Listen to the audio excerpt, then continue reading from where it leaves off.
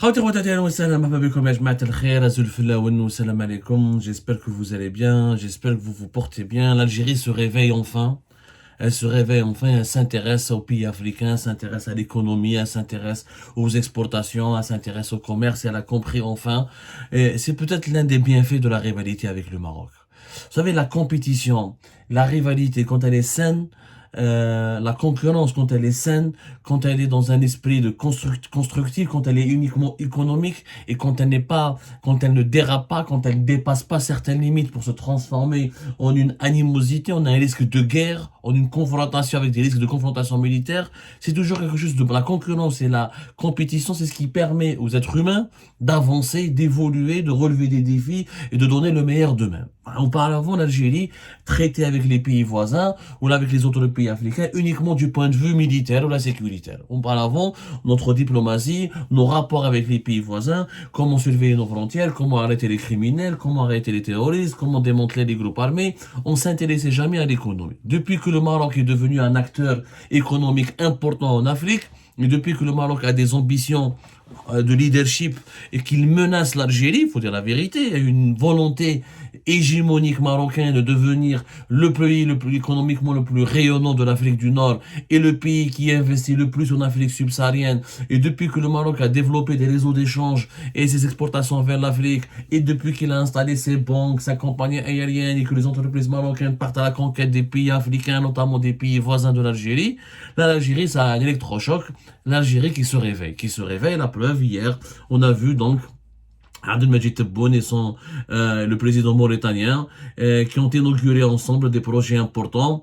Des projets importants entre guillemets. Bon, parce que maintenant, beaucoup de gens vont dire oh, Abdou, ça va, il faut pas déconner non plus, c'est que des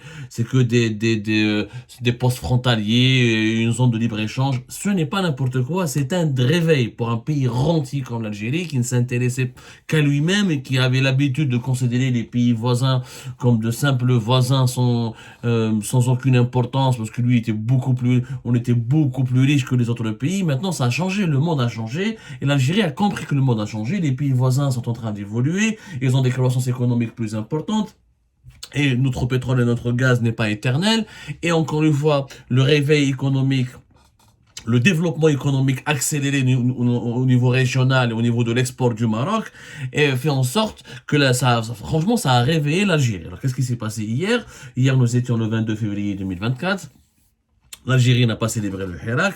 Abdelmajid Tebboune était un Tindouf pour célébrer autre chose. Il a invité le président mauritanien Mohamed Ould Cheikh El Ghazouani, avec lequel il a donc inauguré des projets importants qui sont les suivants. Il s'agit de 2 postes frontaliers fixes qui n'existaient pas. Bon, dans le projet, les postes frontaliers, c'est pas nouveau. Ça date depuis l'époque de Bouteflika. C'était vers la fin du mandat de Bouteflika.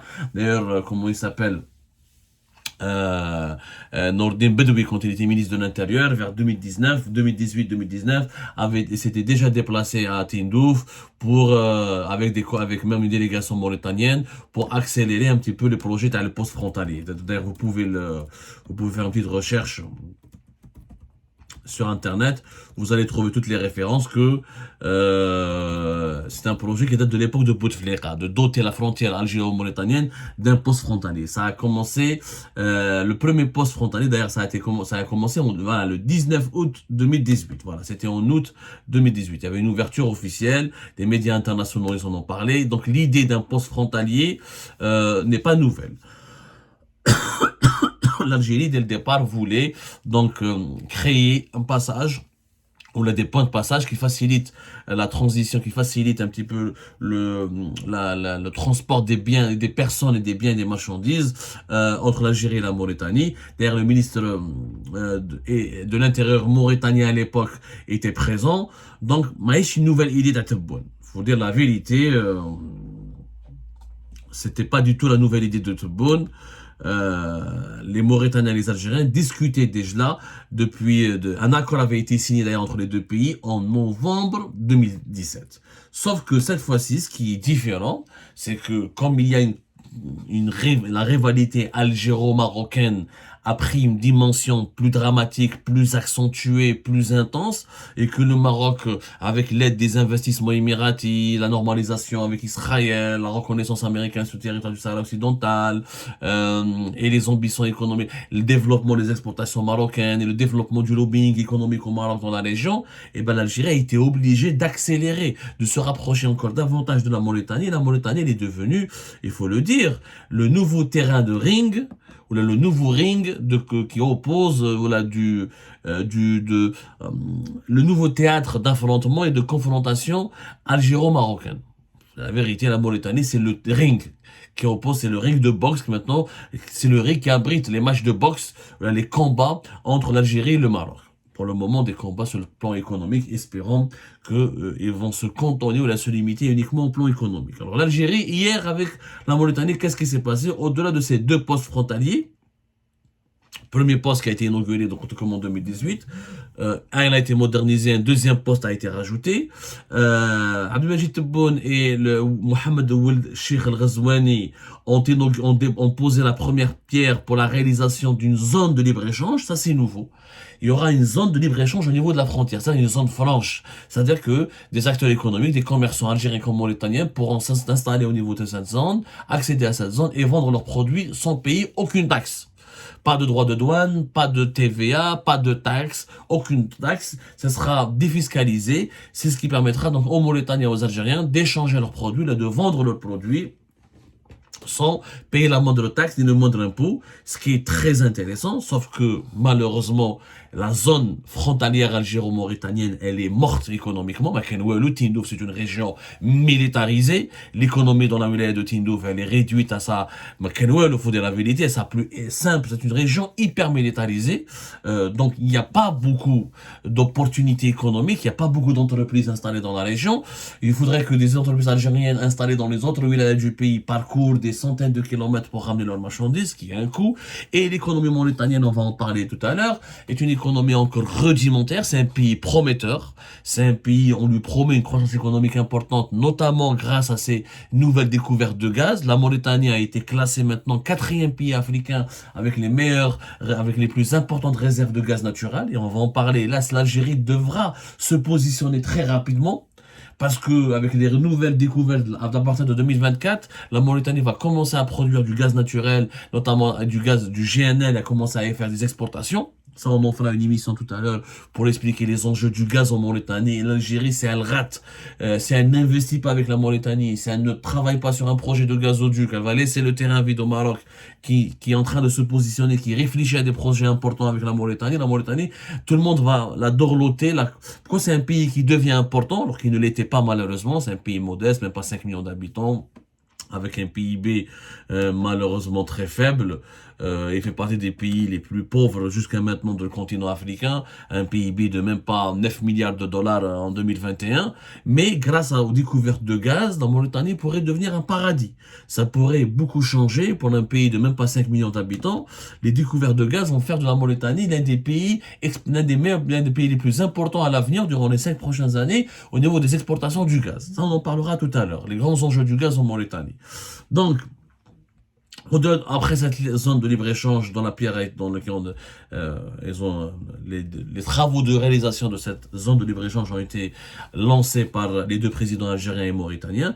Il y a aussi la fameuse route, un projet important qui va coûter hyper cher, et une route de 840 km qui va relier Tindouf à la ville mauritanienne de Zouérat et qui va contourner donc le Sahara occidental. Il y aura une route parce que jusque-là, beaucoup de camionneurs algériens à l'époque, quelques exportateurs algériens ou quelques commerçants algériens, quand ils voulaient livrer des marchandises dans la Mauritanie, ils devaient passer la route la plus simple, le point de passage le plus rapide, c'était de passer par une portion du territoire du Sahara occidental. Sauf comme cette portion qui était sous le contrôle du Polisario, comme depuis fin 2020, début 2021, les affrontements ont repris avec l'armée marocaine et les bombardements des drones marocains, etc. C'est devenu une zone de conflit, une zone hyper dangereuse. D'ailleurs, 3 camionneurs algériens ont perdu la vie, vous vous rappelez, c'était en 2021. Ça a causé d'ailleurs un drame national en Algérie.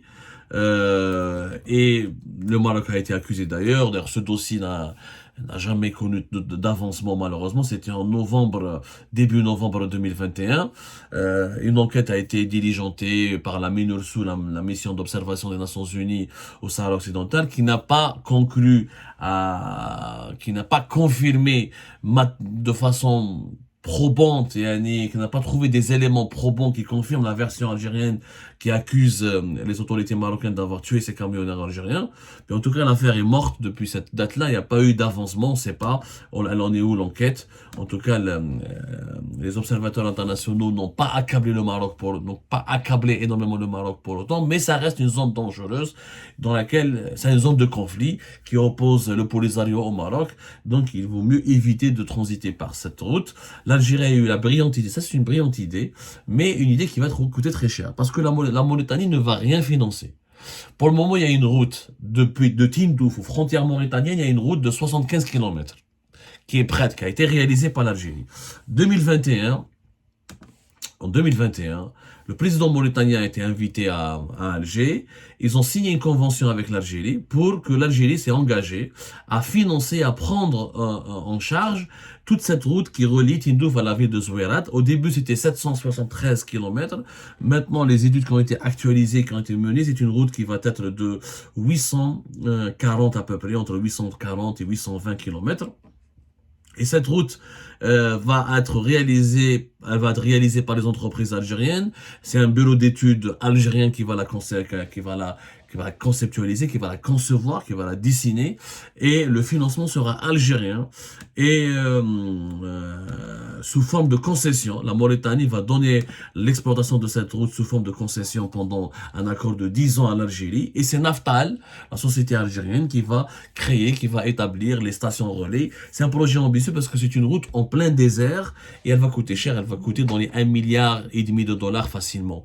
Entre 1,2 milliard selon les observateurs, entre 1,2 milliard et 1,5 milliard de dollars. Mais c'est une route stratégique parce que la Mauritanie, il faut comprendre que son intérêt, c'est un grand pays du désert, mais c'est un pays pivot.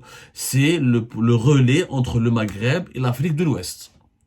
D'ailleurs, les entreprises marocaines utilisent beaucoup le territoire mauritanien pour exporter leurs marchandises vers l'Afrique de l'Ouest. L'Algérie veut faire de même, mais elle a besoin d'infrastructures. Étant donné qu'il y a un conflit au Sahara occidental, qu'on ne peut pas passer par le Sahara occidental, il vaut mieux donc faire cette route directement vers la Mauritanie pour s'implanter dans le marché mauritanien et pour ensuite accéder au marché de l'Afrique de l'Ouest. Là, il y a des taux de croissance quand même les plus prometteurs du continent africain. Beaucoup de pays de l'Afrique de l'Ouest, comme le Sénégal, comme la Gambie, comme jusqu'au Gabon, la Côte d'Ivoire, jusqu'au Ghana, jusqu'au Libéria, au Sierra Leone, c'est des pays qui ont des croissances économiques importantes. Certains de ces pays ont des taux de croissance de 7 à 8%. Donc ça reste des marchés qui ont besoin d'acheter des marchandises et des biens. Et c'est des marchés importants pour les exportations marocaines, par exemple. Les Marocains se positionnent très bien. Les Algériens qui essaient de se positionner aussi de façon intéressante et de façon la plus rapide possible pour concurrencer les intérêts économiques du Maroc. Donc c'est un projet intéressant qui va être géré par l'Algérie et qui va être financé par l'Algérie. C'est une bonne chose, mais personne ne peut nier cela. À la seule différence que ça va coûter très cher, mais qu'il faut rentabiliser. Donc nous avons ces 3 projets avec la Mauritanie, qu'il faut rentabiliser: une zone de libre-échange, une route Tindouf-Zouérat, les postes frontaliers. Les postes frontaliers, ça c'est pas des projets, ça dans chaque frontière, il faudra établir des postes frontaliers. Ça n'a pas une vocation économique pour autant, mais la zone de libre-échange et la route, il faut que l'Algérie la rentabilise. Il faut que l'Algérie la rentabilise. Bon, l'Algérie, avec la Mauritanie, il y a un réveil, mais pour le moment, cette stratégie n'a pas été accompagnée par des investissements concrets pour pouvoir se préparer réellement avant, parce que, ok, les Mauritaniens t'ouvrent leur marché, mais il faudra que tu exportes vers la Mauritanie. Pour le moment, les échanges économiques entre l'Algérie et la Mauritanie ne dépassent pas les 200 millions de dollars. Alors que les échanges économiques entre le Maroc et la Mauritanie, ils sont de presque 300 millions de dollars. Donc la Mauritanie fait plus du commerce avec le Maroc pour le moment qu'avec l'Algérie. Il faut savoir que avec la Mauritanie, et le Maroc, la Mauritanie, pour le Maroc, pour la Mauritanie, c'est le premier partenaire commercial en Afrique. 23%, entre 23 et 25% des exportations marocaines vers la Mauritanie, c'est des légumes et des fruits, c'est des produits quand même agricoles. Entre 2022 et 2023, il y a une augmentation de 58%. Sauf que début de l'année 2024, il y a eu un conflit économique entre la Mauritanie et le Maroc, puisque les Mauritaniens ont exigé, ont augmenté les droits douaniers, les droits de douane pour les exports, pour les produits agricoles marocains. Et les camions marocains qui ramenaient des légumes et des fruits vers la Mauritanie pour ensuite même aller jusqu'en Afrique de l'Ouest, les droits de passage et les droits douaniers ont été augmentés de plus de 170% par la Mauritanie, ce qui a créé une crise entre les deux pays. Mais les Marocains n'ont pas été agressifs, n'ont pas été brutaux pour autant. Ils ont continué à se rapprocher du Maroc. Au moment où le président mauritanien était en Algérie avec les Mauritaniens sont d'une posture très pragmatique. Ils savent qu'il y a un conflit, il y a une concurrence, il y a une rivalité entre l'Algérie et le Maroc. Ils se disent, bah nous, on n'a pas de problème, on en profite. On profite de cette rivalité, c'est lui, ils sont très pragmatiques et c'est très bien. Ils sont dans la position, la Mauritanie est courtisée, elle est courtisée par l'Algérie comme par le Maroc, pour les raisons économiques et géopolitiques qu'on a bien compris. Les Mauritaniens veulent profiter des deux. Celui qui leur propose, et l'Algérie veut leur offrir une route, les Mauritaniens disent oui, ils sont gagnants. Le Maroc, donc, veut renforcer ses échanges économiques. Il y a eu donc troisième forum économique mauritano-marocain qui s'est tenu le 21 et 22 février. Donc, au moment où le président mauritanien était à Tindouf, une délégation marocaine importante, les chefs d'entreprise marocains, la Confédération Générale des Entreprises du Maroc, était donc à Nouakchott pour ce forum économico-marocain. Et où les Marocains proposent d'investir aussi en Mauritanie. Donc, il y a une concurrence qui est là. En parallèle, il y avait déjà une rencontre entre deux ministres mauritaniens et marocains, c'était en ce mois de février, c'était le 20 février dernier. Le ministre de l'équipement et de l'eau marocain a reçu à Rabat le ministre mauritanien de l'équipement et des transports pour faire des partenariats dans la gestion, la construction des routes. Donc les Mauritaniens sont très pragmatiques. Ils ne prennent pas position ni contre pour l'Algérie, ni en faveur du Maroc. Ils sont neutres, ils disent qu'ils parlent aux deux pays, ils veulent faire des affaires avec leurs deux voisins. C'est une bonne posture et je félicite les Mauritaniens. Donc au meilleur, c'est à l'Algérie de prouver qu'elle est meilleure que le Maroc et de se positionner en Mauritanie. Je rappelle que l'Algérie elle a déjà deux banques maintenant en Mauritanie. La dernière banque elle a été inaugurée récemment. Et de cela, la deuxième banque elle a été inaugurée récemment à Nouadhibou. Une première banque, elle a été faite à Nouakchott. C'est l'Algerian Union Bank. Voilà, l'Algerian Union Bank. C'était en octobre 2023, la première agence qui a été ouverte. Même il y a de cela un mois, début cette année, janvier 2024, il y a eu une deuxième banque à Nouadhibou, dans la deuxième ville importante, ils sont Nouadhibou et Nouakchott. Elle a ouvert une succursale. Donc une deuxième succursale, c'était la mi-février 2020, à peine 15 jours. Donc l'Algérie se positionne, sauf que maintenant c'est bien de se positionner, mais il faut exporter, il faut avoir une économie diversifiée. Si tu fais une zone de libre-échange, il n'y a pas beaucoup de produits à présenter aux Mauritaniens, et ben les Marocains ont plus de produits. Malheureusement, pour l'Algérie, l'économie marocaine, elle est beaucoup plus diversifiée, elle est beaucoup plus industrialisée. C'est pour ça qu'ils ont une longueur d'avance. L'Algérie, si elle veut vraiment profiter de ce rapprochement avec la Mauritanie, de ses bonnes relations avec la Mauritanie, elle doit encourager ses entreprises, elle doit avoir une production locale. Et une production locale développée. En agriculture, on ne peut pas exporter beaucoup vers la Mauritanie, parce que malheureusement, nous avons du mal à satisfaire nos propres besoins du grand marché algérien. Il faudra relancer les industries de l'assemblage et du montage. On aurait pu, si on n'avait pas saccagé notre secteur privé en 2020 et en 2019, on aurait pu avoir les Condor, les groupes Mazouz, les voitures Hyundai, Renault, etc. On aurait pu trouver des plateformes logistiques pour les exporter, par exemple, vers le marché mauritanien. Ceci dit, pour le moment, encore, la Mauritanie, c'est pas un grand pays, mais encore une fois, c'est pas un marché exceptionnel. Il le deviendra si la Mauritanie gagnera beaucoup d'argent grâce à son gaz, mais ça on en parlera tout à l'heure. Pour le moment, la Mauritanie, c'est même pas 9 milliards de dollars de PIB. C'est les exportations de la Mauritanie, c'est essentiellement les minerais, le fer, le cuivre, l'or, un peu d'or. Ils ont aussi beaucoup de poissons, 23% à peu près, 25%, voilà, c'est des poissons grâce à leur longue côte au niveau de l'Atlantique. Le fer et la Mauritanie, c'est le 15e producteur mondial, le deuxième producteur en Afrique. Mais ça reste une économie primaire, tout est à faire. C'est un pays qui est vraiment vierge et c'est sa position géographique qui est importante, la Mauritanie. C'est la passerelle entre le Maghreb et l'Afrique de l'Ouest. Donc l'Algérie a la raison de se positionner là-bas, mais il faut que ça soit pragmatique. Ça ne sert à rien de financer une route, des postes frontaliers, une zone de libre-échange, si les entreprises algériennes ne sont pas soutenues, accompagnées et encouragées pour se produire et pour pouvoir exporter. Et ça, il faut faire très attention, il faut rattraper, il faut diversifier notre économie rapidement et il faut encourager l'industrie algérienne. On ne peut pas aller à la conquête des marchés africains si nous n'avons pas une industrie qui commence à se développer chez nous.